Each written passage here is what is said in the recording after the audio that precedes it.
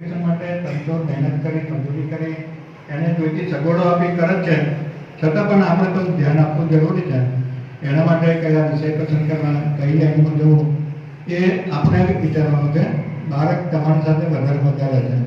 સ્કૂલમાં તો જ્યારે આવે ત્યારે થોડો ટાઈમ જ રહે, શિક્ષકો એને માર્ગદર્શન આપે, પણ એ પછી ઊભા થઈ ખંખેરી જતા રહે એ ચાલે ના.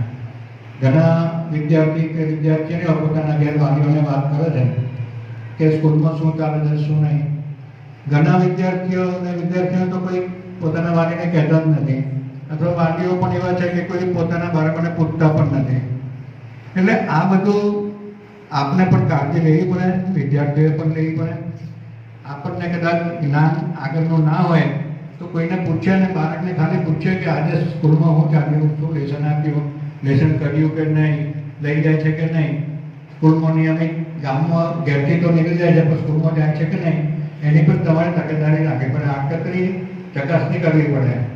અને બાળકોએ પણ જ્યારે એમના વાલીઓ આટલું બધું દુઃખેથી મજૂરી કરીને પૈસા ભેગા કરીને તમને ભણાવતા હોય તો તમારી પણ ફરજ છે કે સારી રીતે બનીએ, સીધા થઈ જઈએ કે મોકા ના થઈ જાય.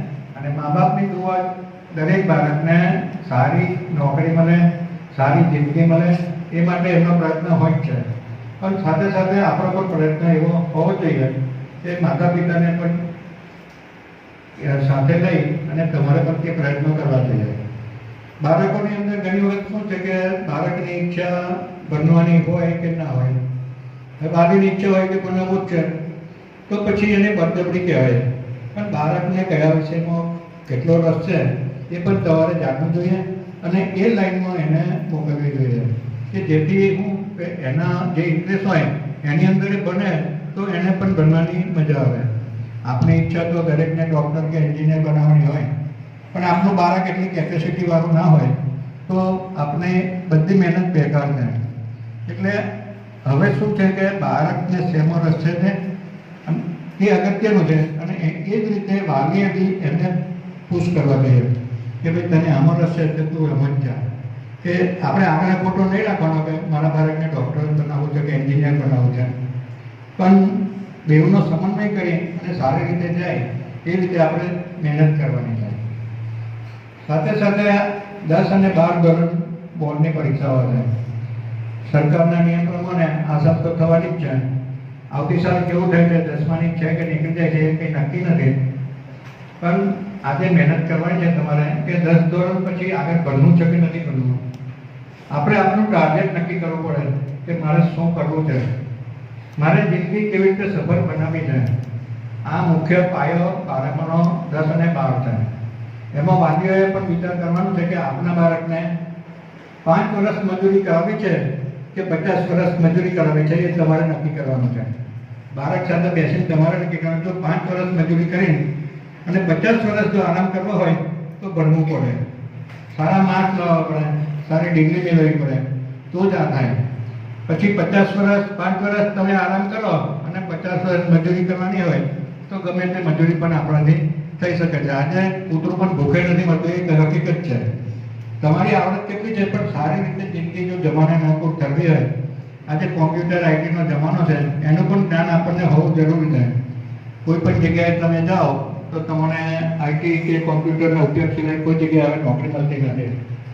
ભલે તમે ભણેલા ના હોય પણ ગણેલા હોય, જો તમને ઇન્ટરેસ્ટ હોય, મોબાઈલમાં તો દરેકને ઇન્ટરેસ્ટ હશે જ, કોઈને શીખવવું પડતું એવું લાગતું નથી. બધા પોતાની જાતે શીખી જાય છે. આપણા ઘરના વડીલોને આપણને ના આવડતું હોય પણ બાળકોને પૂછે કે આ ગોઠવી આપતો એ તરત તમને સેકન્ડમાં ગોઠવી આવે.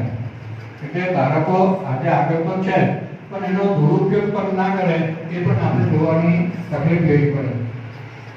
મોબાઈલ છે એ સારામાં સારી વસ્તુ છે કે જે ઘણે દૂર પણ તમે હજારો માઇલો દૂર હોય છતાં તમે 5 સેકન્ડમાં કે 1 મિનિટમાં વાત કરી શકો છો.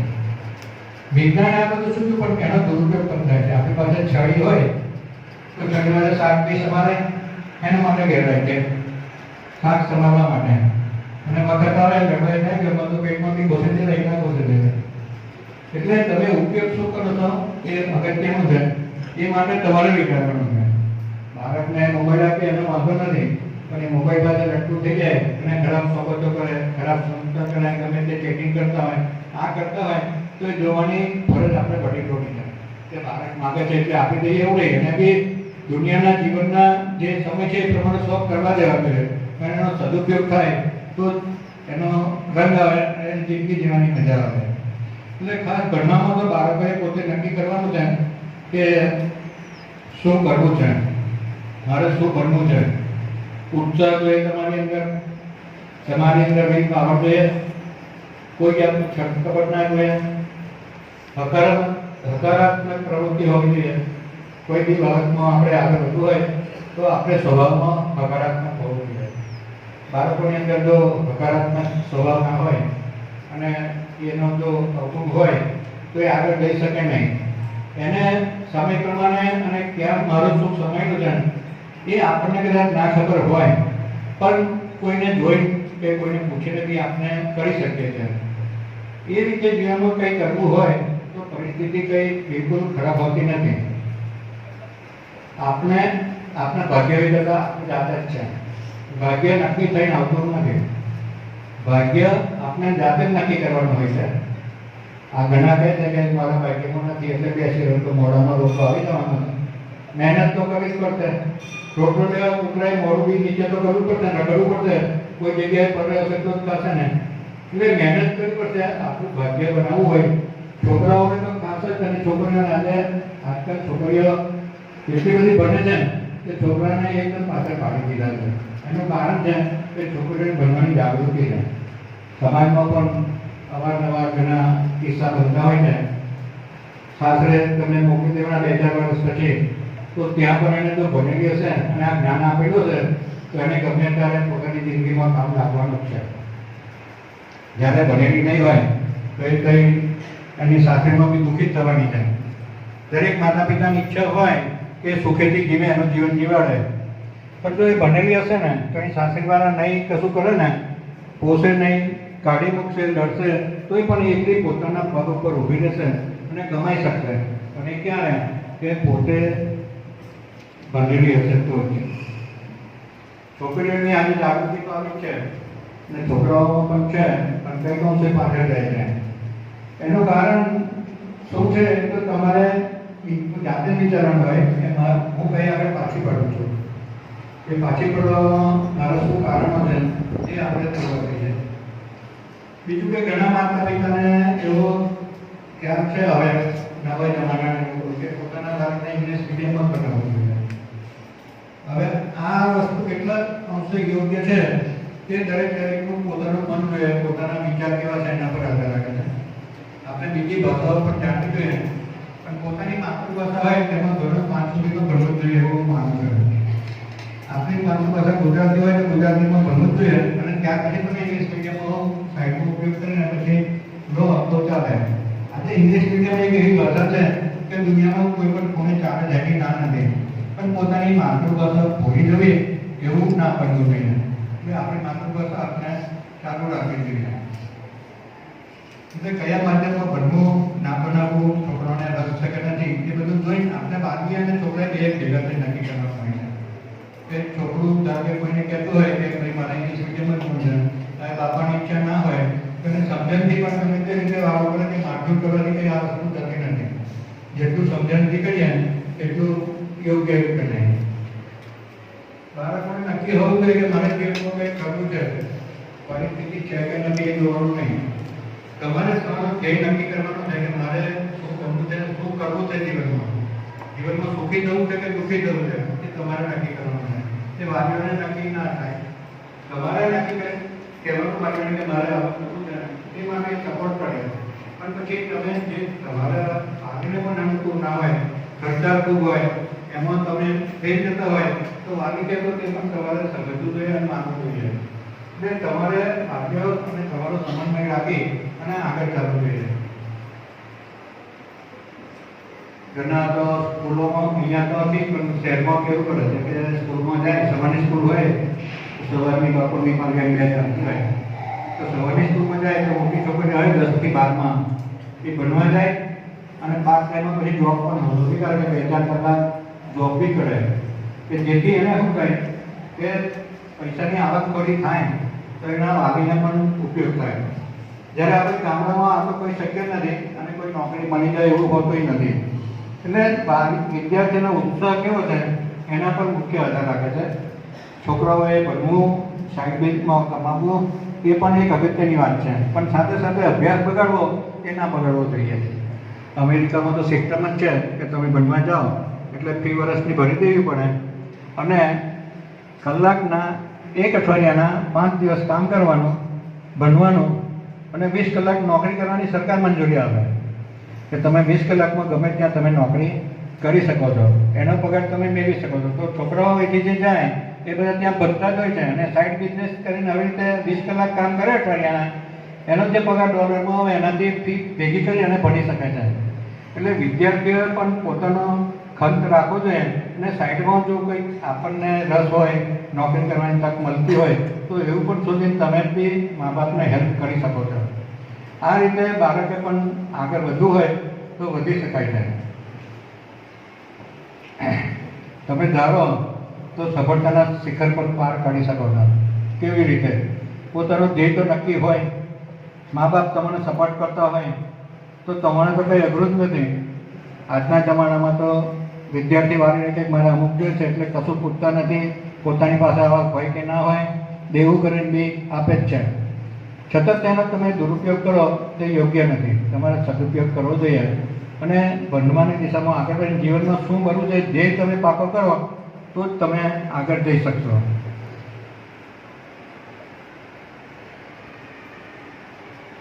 હવે ધ્યેય તમારો પાકો થાય તો તમારે પછી શું કરવું પડે કે તમે ધ્યેય કર્યો કે તેમાં તમને સફળતા મળી ગઈ તો એ સફળતા પાછળ તમારે એની પ્રાપ્તિ માટે તમારે સમર્પિત કંઈક કરવું પડે. તમારા માટે જેને આટલું દુઃખ એટલું છે, પોતાની આવકમાં ના હોય છતાં પણ ગમે તેટલી લાવીને તમને ભણાવે છે, એટલે તમારી પણ ફરજ છે કે એનો સદુપયોગ કરવો જોઈએ અને તમારી જિંદગી મા બાપને સમર્પિત કરવી જોઈએ.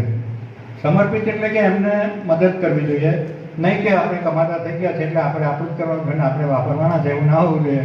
એમને પણ આપણા માટે દુઃખ એટલું છે એટલે એમને પણ આપણે સહાય કરવી જોઈએ. સખત પરિશ્રમ અને ધ્યેયથી પણ આપણે આગળ વધી શકીએ છીએ. મુખ્ય આપણો ધ્યેય કેવો છે તે જ છે. પછી બાળકોને બચત કરવાની ટેવ એક હોવી જોઈએ કે ધારો કે તમે સ્કૂલમાં આવતા હોય, સવારે દૂરથી આવતા હોય, 9 વાગે નીકળી જાઓ, 10 વાગે, 2 વાગે, 3 વાગે એટલે ભૂખ લાગે એટલે તમને પોકેટ ખર્ચ બી 5 રૂપિયા 10 રૂપિયા આપતા જ હોય છે અને તમે બી અહીંયા વાપરતા જ હોય છે. તો એની અંદરથી પણ તમે કેવી રીતે બચત કરો અને એ બચતમાંથી તમે કેવી રીતે તમારા જ્ઞાન લેવા માટેના પુસ્તકો, નોટો, સ્ટેશનરી ગમે તે પણ ઉપયોગ કરી શકાય. એટલે એ રીતે બી આપણે માતા પિતાને પણ ઉપયોગી થઈ શકીએ કે જે આપણને પોકેટ ખર્ચ આપે તે બચાવીએ અને તેમાંથી એનો સદુપયોગ કરીએ. એટલે આજે કંઈક બીજું કહેવાનું તો ઘણું જ છે, પણ વાલી અને વિદ્યાર્થીઓને 10 અને 12 માટે તમારે પ્રયત્ન કરવાના છે. આપની સ્કૂલનું રિઝલ્ટ દિવસે દિવસે સુધરતું જાય છે અને અસર સુધારવાનો પણ અમારો પ્રયત્ન છે. તે માટે તમારે મહેનત કરવાની જ છે. વાલીઓએ સહયોગ આપવાનો છે. પોતાનું બાળક નિયમિત સ્કૂલે જાય છે કે નહીં, લેસન કરે છે કે નહીં, એ બધું જોવાની તમારી ફરજ છે. અહીંયા આવે એટલે અમારી ફરજ પ્રમાણે અમે જેટલું બને એટલો સદુપયોગ કરીને એમની કાળજી તો રાખીએ જ છે, પણ આટલા બધા છોકરાઓમાં વ્યક્તિગત કાળજી કદાચ અમારાથી ના રખાય તો તમારી પણ ફરજ છે કે અમારું ધ્યાન લાવવું જોઈએ. એ માટે તમારે કોઈ પ્રશ્ન હોય કે કોઈ બીજું કંઈ હોય કે ભાઈ સ્કૂલમાં અમુક શિક્ષકનું કંઈક અગવડ હોય, વિદ્યાર્થીઓનો હોય કે અમુક સાહેબ શીખવે છે પણ એમાં સમજણ નથી પડતી, એવું બધા સાહેબને ના કહેવાય તો અમે એક બોક્સ રાખીએ છીએ. બોક્સમાં તમે પ્રશ્ન તમારા નામ વગર લખી દેવાનું અને નાખી દેવાનું કે જેથી છોકરાઓને પણ એમ થાય કે મેં ફરિયાદ લખી છે પણ કોઈ સાહેબને ખબર પડવી ના જોઈએ. એવી રીતે વાલીઓએ પણ તમારે બી કદાચ છોકરો ઘેર વાત કરતું હોય કે અમારે ભણવામાં આ અગવડ છે, આ જરૂરિયાત છે, સ્કૂલમાં મળતું નથી, સમજણ પડતી નથી, અમે લેસન લઈ જઈએ છીએ કે નથી લઈ જતા, તે બી તમારે કાળજી રાખવી પડે પછી. એટલે એ બધી બાબતોનું તમારે ધ્યાન રાખે અને તમારે અમને લખીને આપશો તો ચાલશે અને મૌખિક પ્રિન્સિપાલને મળજો, એ ના મળે તો અમને મળશો તો પણ ચાલશે, તો એનો નિકાલ લાવવામાં આવશે. પણ તમે જ્યાં સુધી ફરિયાદ નહીં કરો અને કંઈક નહીં કરો ત્યાં સુધી અમને ખબર નહીં પડે કે તમારે શું જરૂર છે, તમારા બાળકને શું જરૂર છે. એટલે બાળકો અને વાલીઓને બેઉને અપીલ છે કે તમે તમારી જે મુશ્કેલી હોય તે આપનું આ ફંક્શનની છેલ્લું પ્રશ્નોત્તરી થાય તે વખતે તમારાથી મોઢે ના કહેવાય તો કાગળ માગજો, કાગળમાં લખીને પણ તમે આપી શકો છો. કોઈ પણ મુશ્કેલી હોય તો જણાવજો, આર્થિક હોય, બીજી કોઈ હોય, આવવા જવાની હોય. આવવા જવા માટે બસમાં તો અમે બહુ પ્રયત્ન કર્યા જ છે. ચાલુ કરવા માટે બી જેટલી બને એટલી રોડવાળાને રજૂઆત કરી અને થઈ ગઈ છે. હવે તો કુદરતી આફત હતી, ઘણું મોટું દુઃખ હતું, પણ આપણે ડરતા હતા એના કરતાં ઓછા સમયમાં પૂરું થયું છે. અને એને પણ પહોંચી વળવા માટે આપણે તાકાત કેળવવી જ પડશે. કુદરત આગળ આપણું કંઈ ચાલવાનું નથી, એટલે એને પણ સાથમાં લઈ આપણે પણ કંઈક કરવું પડશે. અને અત્યારે લગભગ 20-25 દિવસ થઈ ગયા, છોકરાનો અભ્યાસ પણ બગડ્યો છે, દૂરથી આવતા પણ નહોતા, છતાં પણ અમે ચલાવી લીધું છે. એટલે પણ આપણી મિટિંગ પર લગભગ 15-20 દિવસ મોડી થઈ જાય. એટલે આ બધું ધ્યાનમાં લેતા તમને ફક્ત તમારી શું આશા છે કે તમે તમારી ફરિયાદ હોય તો અમને કહેજો. છોકરાઓને પણ છે કે તમારી બી ફરિયાદ હોય, તમારે જાતે ના કહેવાય તો લખીને બી ચબરખી પેટી મૂકવામાં આવેલી છે, ત્યાં લખીને મૂકજો. અને અહીંયા બી તમે વાલીઓ બી આપનું ફંક્શન બેનનું પૂરું થાય ત્યાર પછી પ્રશ્નોત્તરી રાખેલી છે, તો તમે મોઢે કહેશો તો પણ ચાલશે. આટલું કંઈ હું વિરામ લઉં છું. આપ સૌએ સહકાર આપ્યો તે બદલ સૌનો આભાર. વાલીઓ જે આજે આવ્યા છે અને બહેનો પણ આવી જાય તે ઘણી આનંદની વાત છે. આ રીતે આવતા રહેજો. વિદ્યાર્થીઓના પ્રમાણમાં વાલીઓ 50% છે, હજુ બીજા 50% બાકી છે. અને એમને પ્રમુખ શ્રી શાંતિભાઈને ખૂબ ખૂબ આભાર. વિદ્યાર્થીઓ માટે, વાલીઓ માટે એમને ઘણું બધું કીધું. 20 સેકન્ડમાં સાર ભણવો હોય તો એમને ભાગ્યની વાત કરી. ને વિદ્યાર્થીઓના માટે એ લીટી આપણને યાદ રહે કે નથી કરતો હું ભાગ્યની પરવા, ખુદ જ ભાગ્યને ઘડી દઉં છું. નથી કરતો હું ભાગ્યની પરવા, ખુદ જ ભાગ્યને ઘડી દઉં છું. ગ્રહો જો વાંકા પડે તો એને સીધા કરી દઉં છું. આવું જ્યારે હોય ત્યારે આપણે કંઈક કરી શકીએ. તારામાં તું નથી અને મારામાં હું નથી, તારામાં તું નથી અને મારામાં હું નથી, નહીંતર આપણે કરી ના શકીએ એવું આ દેશની ધરતીમાં કશું નથી. તમામ મિત્રોને આ જ ખબર કે આપણે બધું જ કરી શકીએ છીએ. એમને ઘણું બધું કીધું.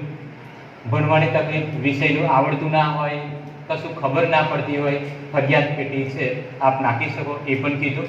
સમય વધારે ના હતા. શાળાના ભૂતપૂર્વ આચાર્યશ્રી, સલાહકાર કેવી પટેલ સાહેબને વિનંતી કરો તેમ અને આવીને તેઓ આપણને કંઈક કે સાથે સાથે અંતમાં રશ્મિકાબેનનો આપણને પરિચય પણ આપે. શ્રી કનુભાઈ સાહેબ.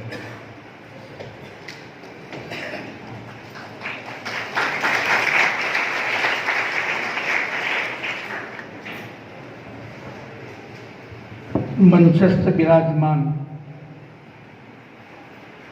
પરમ પૂજ્ય વંદનીય પ્રજ્ઞાપુત્રી રશ્મિમાં માં, ગાયત્રી પરિવારમાં માના હુલામના નામથી એક પરિચિત છે, એટલે હું આજે એમને સંબોધન કરું છું રશ્મિમાં. સાથે જ એમના સહભાગી ભરતભાઈ, મંડળના પ્રમુખ શ્રી ભાઈ શ્રી શાંતિભાઈ, મંત્રી શ્રી ચંદ્રવદનભાઈ, શાળાના આચાર્ય શ્રી મહેન્દ્રભાઈ, શિક્ષક મિત્રો, શાળાને માટે બહુ જ મહત્વની વ્યક્તિ છે એવા વાલી ભાઈ બહેનો, વિદ્યાર્થી ભાઈ બહેનો. અહીંયા કેટલાક વાલીઓને અથવા વિદ્યાર્થીઓને આશ્ચર્ય થશે કે આ આખું વ્યક્તિત્વ ધરાવનાર વ્યક્તિ આપણી પાસે કોણ બેઠી છે. સ્વાભાવિક છે, આપણને ઉત્સુકતા થાય જ. એમનું ઉપરૂપમાં પણ છે આપવું તો એમનું જન્મસ્થળ છૂટાપુરા, એકદમ ખોખલા જેવું ગામ, અને એમાં રત્નપાઈ. પ્રાથમિક શિક્ષણ પણ છૂટાપુરામાં, ત્યારબાદ 5 થી હાઈસ્કૂલ લેવલ બોરેલીમાં. અને મને કહેવાનું મન થાય છે એમના પિતા પણ શિક્ષક હતા. મારી બાપત શાળાના રિટાયર્ડ આચાર્ય. એટલે સ્વાભાવિક છે શિક્ષકના ગુણ પોતાની પુત્રીમાં ઉતરે છે.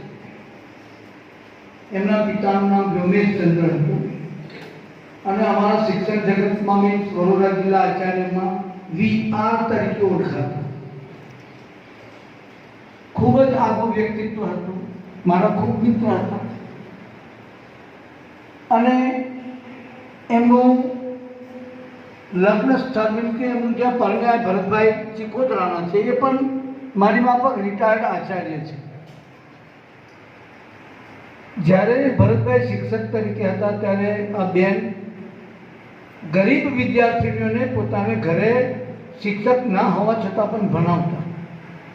એટલે પિતાના લક્ષણ પુત્રીમાં ઉતર્યા અને ગરીબ વિદ્યાર્થીઓ પ્રત્યે લાગણી થઈ અને પોતાના ઘરે વિના મૂલ્યે ભણાવવું એ પરમાર્થનું કાર્ય છે. વાંચન કરાવવું, ભણાવવું એટલે પહેલેથી જ પરમાર્થ વૃત્તિ. અને એ પણ પરમાર્થ વૃત્તિ પ્રભુ કૃપા વિના ન મળે. જેના પર પ્રભુ કૃપા વરસે ને એ જ પ્રભુ પ્રિય બને, યાદ રાખજો. પછી એમનામાં પડેલી શક્તિને જગાડવાને માટે એમને પોતાની શક્તિને પારખી લીધી અને એક સ્ત્રી તરીકે એમને આગળ વધવાનો મનસૂબો કર્યો. અને 1998માં એ ડભોઈ મુકામે એમને એક સ્થળ પસંદ કર્યું. ત્યાં તેમને ગાયત્રી પરિવારની ગતિવિધિને વધુ વેગ આપ્યો. એટલું જ નહીં કે જે આજુબાજુનો વિસ્તાર હતો એ આજુબાજુના વિસ્તારને સાથે સાથે સમગ્ર ગુજરાતમાં, એટલું જ નહીં કે ભારતમાં પણ, પરદેશની ભૂમિમાં પણ એમને સત્સંગ થકી લોકોને માં સાચો માર્ગ આપવાનું કામ કર્યું, લોકોની સુષુપ્ત શક્તિઓને જગાડવાનું કામ કર્યું. એટલે યુવાન દીકરીઓ માટે કન્યા કૌશલ્ય શિબિર, જેમાં માણસને ઉઠવું, પ્રાર્થના, સંસ્કાર અને આશ્રમને લગતી જે કંઈ બાબતો હોય એનાથી વિદ્યાર્થીઓને એમને વાકેફ કર્યા, એમનું જીવન ઘડતર કર્યું અને ખૂબ માર્ગદર્શન આપ્યું. 2022માં અત્યારે તમે જુઓ ભોરતા, જેને ન જોયું હોય અવશ્ય જજો જોવા માટે. ત્યાં કોઈ બાદ નથી, કોઈ પણ વ્યક્તિ ત્યાં જઈ શકે છે.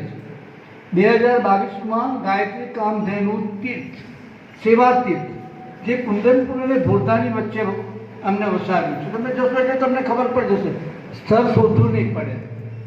ત્યાં એમને એક તો વૃદ્ધાશ્રમ કે જે માતા પિતાઓ અશક્ત હોય ને એમને જેમને રહેવું હોય એમના માટે માવતર ધામ ઊભું કર્યું. અહીંયા ત્યાં બેઠેલી વિદ્યાર્થીનીઓ છે, ત્યાં પણ બેઠી છે.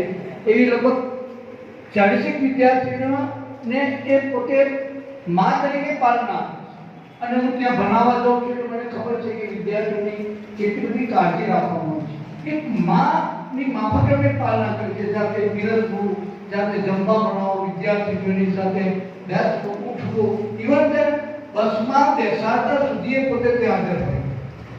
એટલે એ કારણ પૂર્ણ થયું છે અને લોકાર્પણ પણ થઈ ગયું. જ્યાં આદિવાસી ગરીબ પછાત દીકરીઓનો પણ સર્વાધિકાર થાય એને માટે અછાત પ્રયત્ન કરી રહ્યા છે. મંડળમાં ચૂપ શિક્ષણની સાથે સાથે સંસ્કારને પણ પ્રાપ્ત કરી રહી છે વિદ્યાર્થી. તમે જોયો છે કે અહીંયા પ્રાર્થના કરનારી તમામ વિદ્યાર્થીઓ ગાયત્રી કામધેનુની જ છે. અને તેનો લાભ આપણે બધા પણ લઈશું. એટલે હું તમને બે માંથી બધાને નિમંત્રિત કરું છું કે ભવિષ્ય ભોરતા જજો. ત્યાં તમને સુવિધાઓ મળશે, તમને ત્યાં આવકાર મળશે. કોઈ પણ એવું ન સમજે કે હું ત્યાં જાઉં તો મને આવકાર મળશે કે નહીં. અહીંયા કોઈ નથી, માનવ જાતિનો કોઈ ભેદભાવ ત્યાં નથી. કોઈ પણ વ્યક્તિ ત્યાં જઈ શકે છે અને એનું સાનિધ્ય માની શકે. એટલે અહીંયા પૂજ્ય બેન હું તમને બધાને આમંત્રિત કરું છું કે અવશ્ય ભોરતાથી મુલાકાત લેજો. હવે આ પરિચય આપ્યા પછી તમને કદાચ એવું થાય કે આજનો દિવસ આવો કેમ, તો એક જ સીધી લીટીમાં કહી કે આજનો દિવસ એટલે બુટ્ટા હથિયારોને ધારદાર બનાવવાનું કામ, એ આજના દિવસનું છે. આજનો દિવસ એટલે વિદ્યાર્થીઓમાં પડેલી સુસુપ્ત શક્તિઓને જગાડવાનું કામ, એ આજનો દિવસ કહે છે. વિદ્યાર્થીઓમાં આ દાખલા તરીકે અત્યારે આપણે એમ કહીએ કે આગળ પંખા બંધ કરી દેવામાં આવે એટલે વાયર જે છે ડેડ બની જતો નથી, એનામાં શક્તિઓ છે. માત્ર સ્વિચ ઓન કરો એટલે પ્રવાહ ચાલુ. આ બધા જે વિદ્યાર્થીઓ બેઠા છે તમારા, એનામાં શક્તિઓ પડેલી છે યાદ. પણ એ શક્તિઓને બહાર કાઢવાનું કામ આપણે સૌએ શિક્ષકોએ તમારે મેનેજમેન્ટ બધાએ કરવાનું. આપણું બાળક એમાં કઈ રીતે પાવરનું બને એ વાલી મિત્રે જોવાનું, શિક્ષક મિત્રે જોવાનું, તમારે જોવાનું. પણ વિશેષ બાળક તમારી પાસે રહેતું હોય એટલે ખાલી તમારી પાસે સ્કૂલમાંથી વિદ્યાર્થી આવે ને તો માત્ર તમે એની પાસે કલાક ફાળવો રાતે તમારી ખેતર જવાનું હોતું નથી. ભલે તમે આખા દિવસના શ્રમથી થાકી ગયા હોય છતાં પણ તમારે પોતાના બાળકની માટે 1 કલાક અવશ્ય કાઢવાનું. ભલે તમને ના આવડતું હોય અને વાંચે એટલું તો ખરો, વાંચે છે કે એટલું તો જુઓ. હું અહીંયા ભણાવવા ગઈકાલે તમને દાખલો આપો કે અઠવાડિયા પહેલા મેં જે ભણાવ્યું આ લોકોને જેને કહ્યું કે તૈયાર કરીને આપવાનું. ગઈકાલે પીરિયડ લેવા ગયો તો માત્ર 1 કે 2 વિદ્યાર્થી એવા ઊભા થયા કે જેને ભણાવેલું તૈયાર કર્યું, બાકીના બધા વિદ્યાર્થીઓ બેસી ગયા હતા. મહેનત નથી કરતા, વાંચતા નથી. ડોક્ટર ગોળી આપે અને ગોળી ન ખાય અને બીજે દિવસે ડોક્ટરને આપણે કહીએ કે સર દર્દ નથી મટ્યું, કેમ? કે ગોળીને ગટરમાં નાખી દીધી. ગોળીને ગટરમાં નાખી અને પેટનું દર્દ ના મટે. સમજી લો, આપેલી ગોળીને ગળવી પડશે સમયસર. પછી સામથી ગોળી ગળવાથી પણ દર્દ નહીં મટે. સામથી ગોળી ગળવે છે તો પછી જવું પડશે ઉપર. સમયાંતરે જે કંઈ તમને કામ સોંપવામાં આવે, તમારું બાળક કરે છે કામ નહીં, તમને કઈ જગ્યાએ તમારું બાળક ક્ષેત્ર છે તે જોયું. તમે એના અભ્યાસનું પૂછશો તો એમ કહેશે કે અમારા સાહેબે નથી ભણાવ્યું, અમારા સાહેબ કશું કરતા નથી. કારણ કે એનો તમારી સામે એને બચાવ કરવો છે. નહીં બચાવ કરે તો તમે એને શિક્ષા કરશો. એટલે દોષારોપણ બીજા ઉપર કરશે. પોતે દોષિત છે, પોતે મહેનત નથી કરતા અને પછી દોષારોપણ શિક્ષણ ઉપર કરવામાં આવે, શિક્ષક ઉપર કરવામાં આવે. એ તમે તમારા બાળકને બરાબર ઓળખો કે બાળક તમને ક્યાં છેતરે છે, કે બાળક સ્કૂલમાંથી સારા સમય પહેલા કેમ ઘેર આવી જાય. અત્યારે તો આપણું સાયકલની ઘરે જતી હતી ઊંચામાં, એટલે આવી રીતે ગુલ્લા મારતા એટલું પણ પાછા સમયસર જ ઘરે આવી જાય. વહેલા નીકળી ગયા હોય સ્કૂલમાં, સમય બહાર પાડે અને 5 વાગ્યા પછી 6 વાગે આવવાનું તમારા ઘરે સમય હોય એ તમારી પાસે આવીને બેસી જાય. તમને એવું લાગે મારું વિદ્યાર્થી સ્કૂલમાં પૂરતા સમય માટે આવ્યું પણ એ બજારમાં ફરતું. એટલે હવે મેં સિસ્ટમ પર લીધી. એટલે જેને હવે અમે સિસ્ટમ કરી છે કે હવે શાળાની બહાર એક પણ વિદ્યાર્થી જશે નહીં. બહાર સમોસા લઈને બધી લારી પર જમે છે, એને બદલે અમે કેન્ટીન સ્કૂલમાં શરૂ કરવાના છે. અને લોકર બાકી જશે 11 વાગ્યાથી 5 વાગે ચાલુ ખુલશે. એક પણ વિદ્યાર્થી વર્કિંગ સ્કૂલની પ્રિમાઇસીસની બહાર નહીં જાય. એમને નાસ્તો કરવો હોય તો બહાર સમોસા ખાય છે, એના કરતાં વધારે સારી ક્વોલિટીવાળું આગળ જમવાનું મળશે. એમાં મંડળ કશો રૂપિયો કમાવાનો નથી, સમજી લો. પણ આમાં વિદ્યાર્થીની તંદુરસ્તીને ખાસ ધ્યાનમાં રાખીને સારું ખાશે તો મગજ સારું ચાલશે. એ હિસાબથી કેન્ટીન ચાલુ કરવાની છે કે તમારા સહયોગની પણ જરૂર છે. એટલે આજના દિવસને ધ્યાનમાં રાખીને વિદ્યાર્થી મિત્રો તમને જે કંઈ આજથી માર્ગદર્શન આપવામાં આવે એના પર પૂરતું ધ્યાન આપજો. નોટ ને પેન લઈને બેઠા છો તો નોટ અને પેનને ન્યાય આપજો. જે લખવા જેવી બાબતો તે લખવાની અને આવતીકાલે હું તમારી નોટ જોઈશ કે કેટલું લખ્યું તમને. અહીંયાથી જે તમને લગતા મુદ્દાઓની જે ચર્ચા કરવામાં આવે તમે લખવાની છે અને ઘરે જઈને વાલીને પણ બતાવવાની. વાલી સાંભળે છે કે તમે જૂઠું લખો તો વાલી તમને પકડશે. બરાબર? એટલે આજે તમારે હજી આના કહે છે ને મન પર જે મેળ હોય ને એ મેળ ધોવાનું આ દિવસો સમજી લેજો. આ મન પરના મેલને ધોવાનો આજે દિવસ છે. એટલે ક્યાં ક્યાં મેલ પડ્યો છે એ મેલ તમને બેન બતાવશે અને તમારે ધોતા જવાનું. બરાબર? અસ્તુ.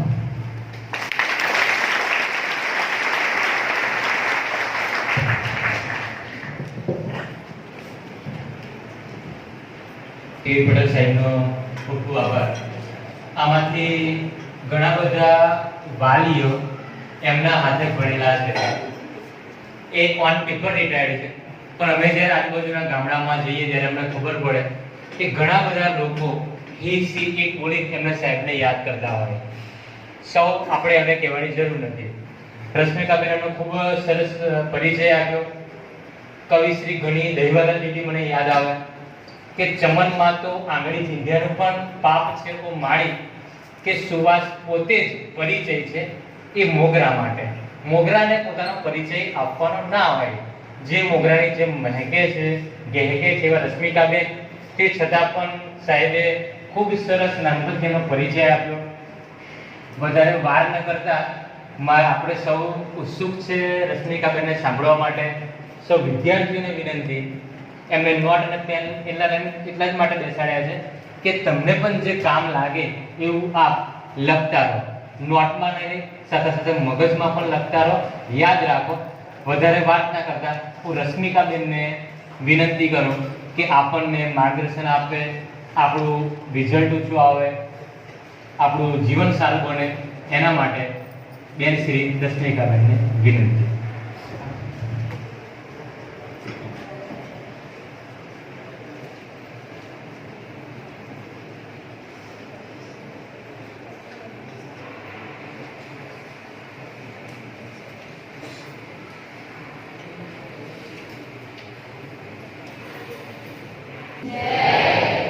બધાએ જે બોલવાની જોશથી બોલવાની. હે?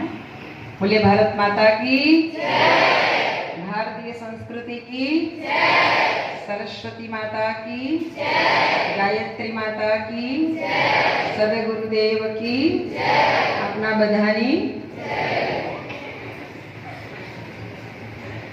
आओ सरस्वती મંદિરમાં બિરાજીત સર્વવાલા બાળકો, દીકરીઓ, દીકરાઓ, વંદાચલામની કેળવણી મંડળ દ્વારા આજે એક સુંદર વાલીનો, શિક્ષકોનો, વિદ્યાર્થીઓનો બધાનો એક સમન્વય કરી અને મંડળમાં આમ અકળાતા એ પથ્થરની અંદર જે આજુબાજુ ખરાબ ભાગ હોય એ બધું તૂટતો જાય અને એટલો સરસ રૂપાળો ગોળ મંડોળ શાલિગ્રામ તૈયાર થાય. અને તેમાંથી એ શાલિગ્રામને પછી નદીમાંથી લઈ અને લોકો પૂજામાં મૂકે. પણ એ પૂજામાં કેમ મૂકે છે ખબર છે? એનું આખું વિજ્ઞાન, એનો સિદ્ધાંત શું છે? આ શાલિગ્રામની પૂજા કરવા પાછળનો સિદ્ધાંત શું છે? જીવનમાં ગમે તેટલી આંધી તુફાન અથડામણ થાય પરંતુ હારવાનું નથી, તૂટવાનું નથી, ઘસાતું જવાનું તો આપણું સુંદર વ્યક્તિત્વ નીકળી શકે. પણ આ તો તમને સાહેબે જરા બે ચાર ધમકાવ્યા હોય, એકાદ સોટી આપણે તો સોટી મૂકી દીધી. બાકી આ કનુભાઈ સાહેબને પૂછો, એ જ્યારે ભણાવતા હતા ત્યારે એમના બાળકોને પૂછી લેજો કે કેવી રીતે શિક્ષા કરતા હતા. આના પહેલા એક પ્રોગ્રામમાં અહીંયા આવી હતી ત્યારે અમારા સચિને કીધું કે કેવી શિક્ષા કરતા હતા સાહેબ, પણ ત્યારે અમે આ બન્યા છે. એ વિદેશ ગયેલો દીકરો છે અને એને કીધું હતું કે અમને આવી શિક્ષા સાહેબે કરીને ત્યારે અમે આજે આટલા સરસ બની શક્યા અને આજે અમે વિદેશમાં પહોંચી શક્યા છે. આ તો સાહેબ બે ધમકાવે તો આપણે ઘરે જઈને ફરિયાદ કરીએ બાપાને કે હું સ્કૂલે નહીં જાઉં, અમાર સાહેબ તો બધું બોલે છે, આ મંગાવે છે, પેલું મંગાવે છે. એટલે સાહેબની વાતો સાંભળીને પાછા બાપા શું કહેશે? હારું, હું કાલે આવું છું. કયા સાહેબ છે? પાછા ઉપરાણ લઈને જાય. અમારા પતિદેવ શિક્ષક હતા ને એટલે અમને બધા જ અનુભવ છે. બધા જ અનુભવ છે. પાછા ઉપરાણ લઈને જાય અને પાછા સાહેબ તમારે મરાય નહીં, આટલું બધું મરાતું હશે નહીં તો અમે તો પછી કેસ કરીશું. પાછા ધમકાવે, કેસ કરીશું. એટલે કેસ કરીને તમે શું કરવા માંગો છો? તમારા પૈસા બહુ છે એટલે બરબાદ કરવા માંગો છો? શિક્ષકને શું લેવા દેવા? તમારું બાળક ભણશે કે નહીં ભણે એમને પૈસા આપી દેવાનો છે? ભણશે, સારી પોસ્ટ ઉપર બેસશે તો કો એમને કંઈક આપી દેવાનું છે? એમને બંગલો બનાવી આપવાનો છે? ના, એ ભણશે તો એ તમારું ઘરને ઉજ્જવળ બનાવશે, તમારું ઘર પરિવાર સુખેથી જીવી શકશે.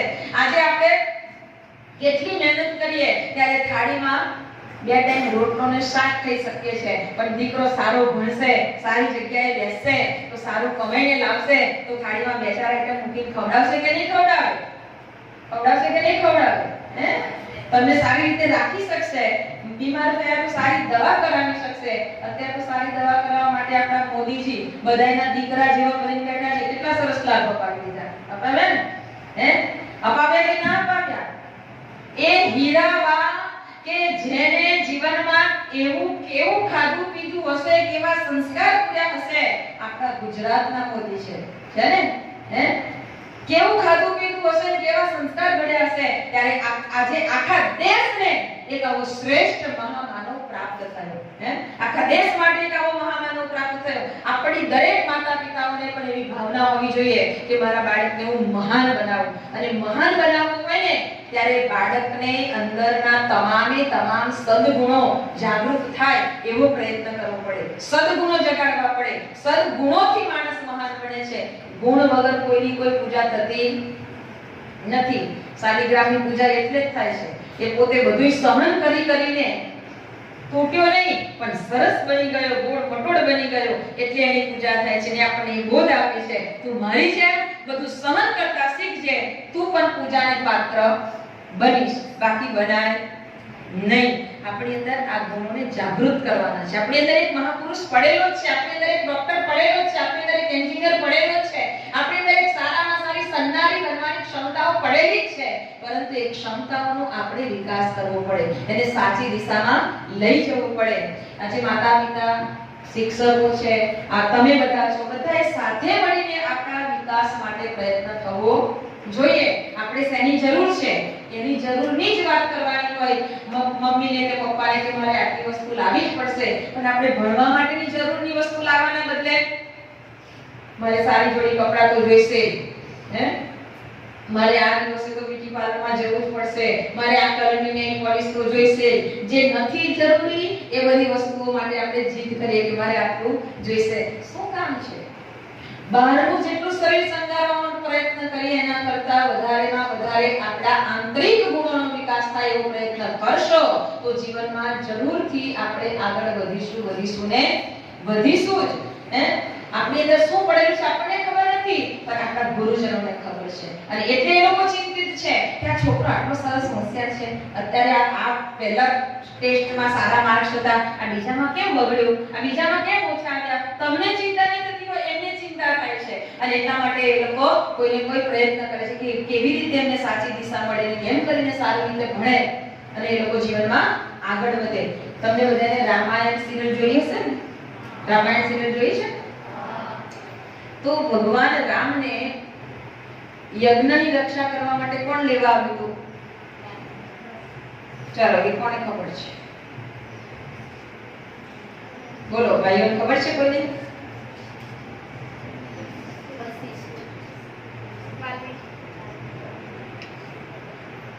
બોલો, કોણ લેવા આવ્યું?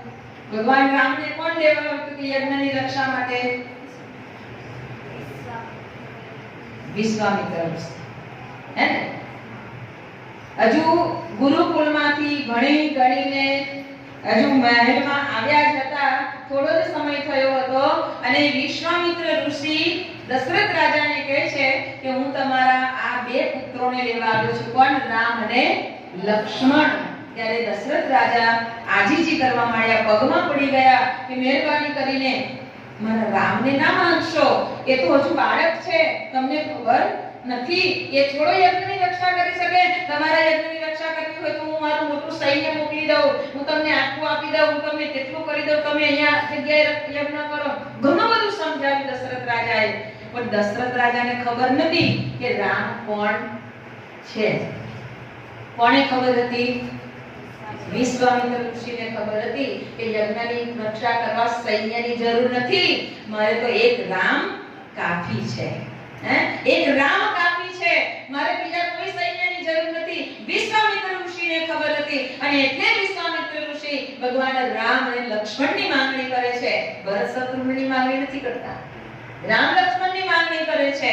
એવી જ રીતે તમારી અંદર કઈ શક્તિ છે તમને ખબર નથી, તમારા બાપાને ખબર નથી, તમારી માને ખબર નથી, પણ જે તમારા સંપર્કમાં સતત રહે છે એવા તમારા ગુરુજન, શિક્ષકોને, તમારા વડીલોને, એમને ખબર છે કે તમારામાં કઈ શક્તિ છે અને એને કઈ રીતે વળાંક આપવું જોઈએ, કેવી રીતે એને આગળ ઉભારવી જોઈએ. વિશ્વામિત્ર ઋષિ યજ્ઞની રક્ષા કરવા માટે તો લઈ ગયા, પરંતુ યજ્ઞની રક્ષા કરવા માટે લઈ ગયા પછી એ ખાલી યજ્ઞની રક્ષા કરીને પાછા નથી આવતા, પણ એમને ક્યાં લઈ ગયા? મિથિલા નગરી લઈ ગયા. મિથિલા નગરી લઈ ગયા, ધનુષ યજ્ઞમાં લઈ ગયા અને પછી સીતાજીને લઈને પાછા જાય છે.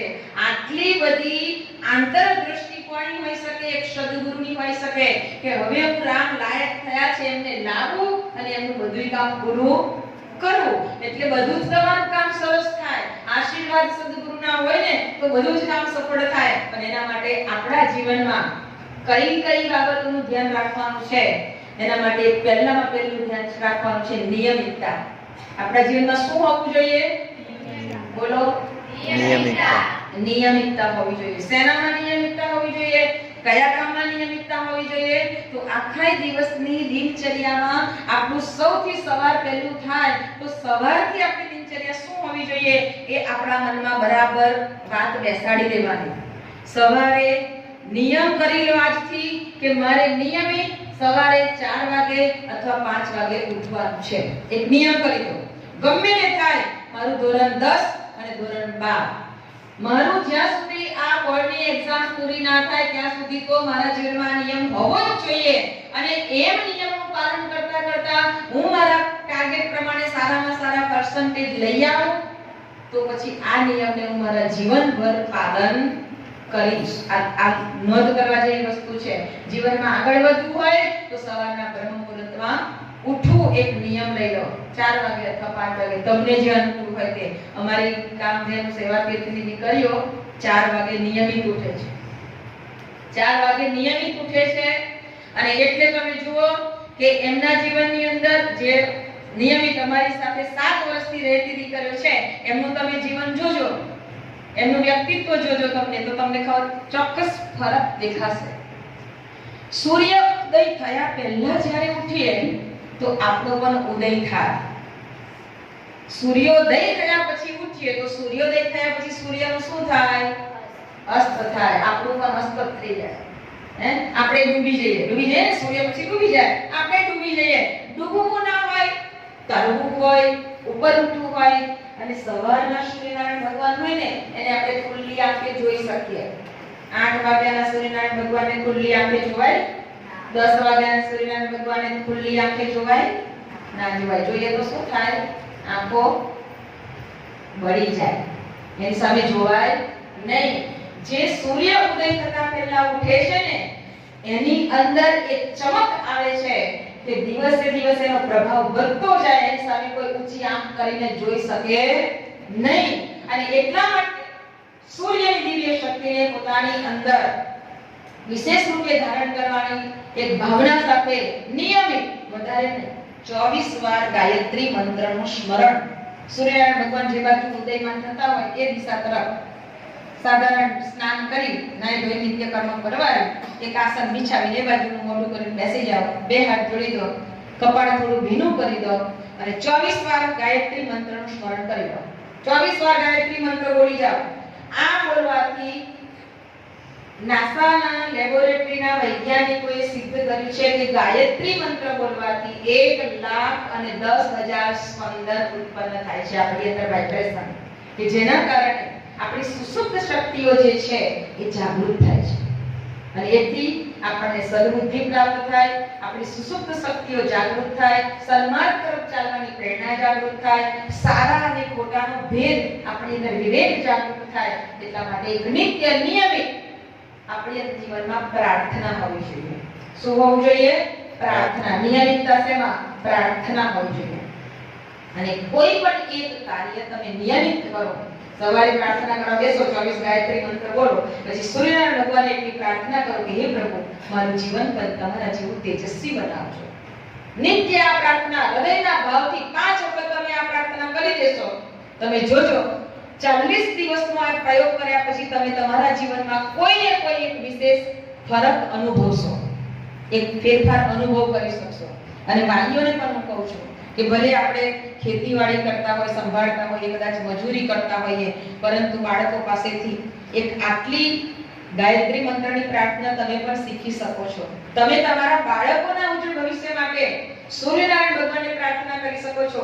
અને આપણે બધા સૂર્યને આધારિત છીએ કે નહીં? ખેતી કરીએ છીએ, પણ ખેતી વરસાદ જ પડ્યા કરે તો પાકે ના પાકે. સૂર્યનારાયણ ભગવાનના કિરણો જોઈએ ત્યારે આપણું બીજ ઉગે ને, ત્યારે ઉગે, ત્યારે આપણે જીવી શકીએ, ખાઈ શકીએ, પી શકીએ. સૂર્યથી આ ચક્ર આખું સૂર્યથી ચાલે છે, વરસાદ, વાયુ, બધું જ.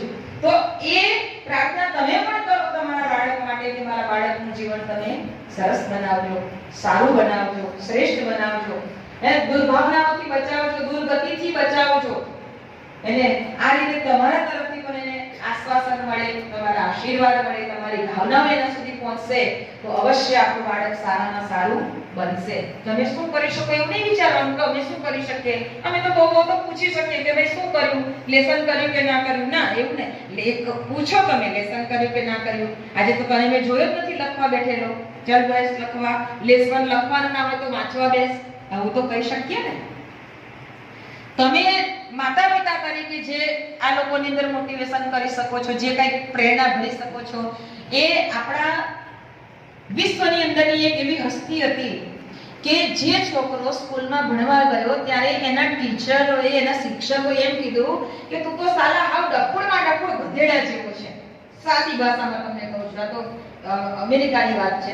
અને એવું કીધું કે સાલા તું તો ડફોડમાં ડફોડ ગધેડા જેવો છે. ત્યારે એ નાનો છોકરો રડતો રડતો એની માં પાસે ગયો. અને માં પાસે ગયો અને એની માએ રડતો જોયો એટલે શું થયું બેટા? તો કે મને આવું કીધું. ના ના, તું તો કેટલો હોશિયાર છે. આ માં શું કરી શકે એ બહેનોને કહું છું. તું તો કેટલો હોશિયાર છે. ચાલ ચાલ હું તને શીખવાડું. એને કશું જ નહોતું આવડતું એની માને, પણ છતાં એની માએ એને કહ્યું કે ચાલ તું આ વાંચ અને તું મને સંભળાય. એમ કરીને એની માએ એને ઘરે ભણાવવાની શરૂઆત કરી દીધી. અને એ રીતે એ બાળકની અંદર એટલી બધી ટેલેન્ટ વધી ગઈ, એ બાળક એટલો આગળ વધી ગયો કે થોમસ આલ્વા એડિસન કે જેને સંસારને કેટલી બધી ભેટ આપી અને એની માતાનું નામ હતું નેન્સી. જરૂરી નથી કે શિક્ષક ભણાવશે તો જ બાળક ભણશે.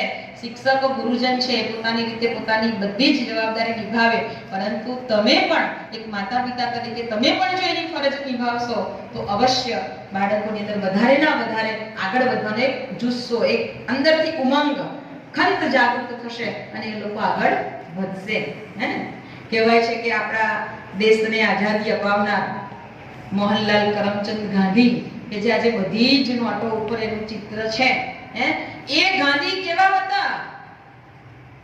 બે વિષયમાં પાસ થાય, બીજા 4 વિષયમાં તો ધક્કો મારીને આગળ લઈ જવા પડે એવા હતા. પરંતુ એવા ધક્કા ગાડીમાંથી પણ આગળ વધી અને તે પોતાના કેરિયરને એટલું સરસ બનાવી દીધું કે આગળ જતા એમની શક્તિને એવી ખીલવી. પ્રાર્થના એમના જીવનનું એક મોટું અંગ હતું.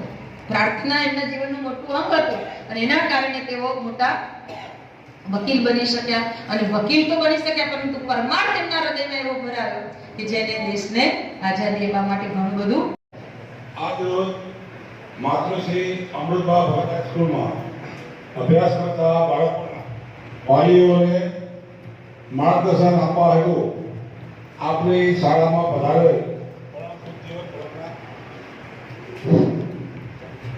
પરમ પૂજ્ય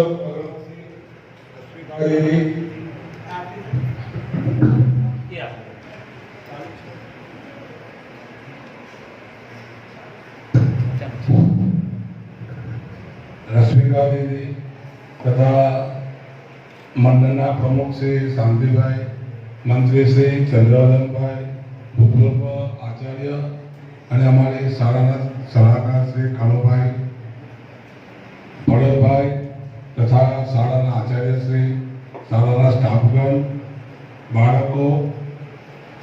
બાળકીઓ તથા અમારા આમંત્રણને માન આપી પોતાનો સમય કાઢી અને અમારી શાળામાં પધારેલ સૌ વાલી બંધુઓનો આજ રોજ અમે આભાર માનીએ છીએ અને તમારે તમારા બાળકોને અમારી સ્કૂલ તરફથી કોઈ પણ પ્રકારની તકલીફ કોઈ પણ ફરિયાદ હોય તો આપ બેધડક આપી શકો છો સીધા આચાર્યશ્રીને કે પ્રમુખ મંત્રીશ્રી ગમે તેને પણ તમે આપી શકો છો તેમજ આ તબક્કે શાળામાં અમારા બાળકોને માર્ગદર્શન આપવા માટે પધારેલ છે રશ્મિકા દીદીનો પણ અમે ખૂબ ખૂબ આભાર માનીએ છીએ જય ગુરુદેવ